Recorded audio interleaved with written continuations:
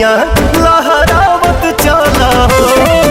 हाँ तो दोस्तों भाई लोग नमस्कार। अभी के बड़ी अपडेट है कि power star Pawan Singh new Bhojpuri 2024 का पहला बोलबम सॉन्ग गाना लेकर आ रहे हैं आपसे बीच में। उस गाना के फाइनल पोस्टर जारी कर दे जी आप देख रहे हैं स्क्रीन पर।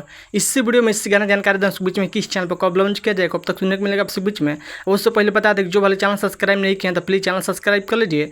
सबसे पहले हर भोजपुरी ऐसा अपडेट जानकारी जानने के लिए शुरू से अंत तक इस वीडियो में आपसे बीच में चैनल पर जानकारी मिल जाए करेगा। फाइनल बता दे power star Pawan Singh new बोलबम सॉन्ग 2024 का पहले बोलबम सॉन्ग ने फाइनल पोस्टर जारी कर दिया जी आप देख रहे हैं स्क्रीन पर। जिस गाना का टाइटल है जल ढारे तोहर दीदियो चलिए का, जल ढाले तोहर दीदियो चलिए का। इस गीत को गाए हैं यानी कि पावर स्टार पवन सिंह और साथ में प्रियंका सिंह ने गाना गाई। डोट गाना होने वाला, यह गाना भोजपुरी फन से खुद रोट मिलेगा। बहुत बेहतरीन कमाल का बोलबम गाना होने वाला है। जल ढारे तोहर दीदियो चलिए का। इस गीत का बात करें वाले गीत को लिखे हैं यानी कि अरुण बिहारी गाना लिखे हैं। और म्यूजिक संगीत की बात करें तो म्यूजिक दिया छोटू रावत ने। जिस गाना का टाइटल है जल ढारे तोहर दीदियो चलिए का।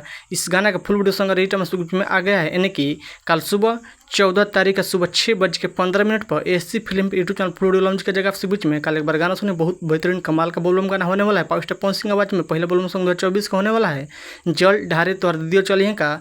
आप लोग बताइए कि पावर स्टार पवन सिंह गाना सुनने कितने एक्साइटेड है। कल एक बार गाना सुनेगा आपसे फुल वीडियो लॉन्च किया जाएगा। पहला बोलबम song 2024 power star Pawan Singh गाना होने वाला है जल ढारे तोहर दीदियो चलिए का।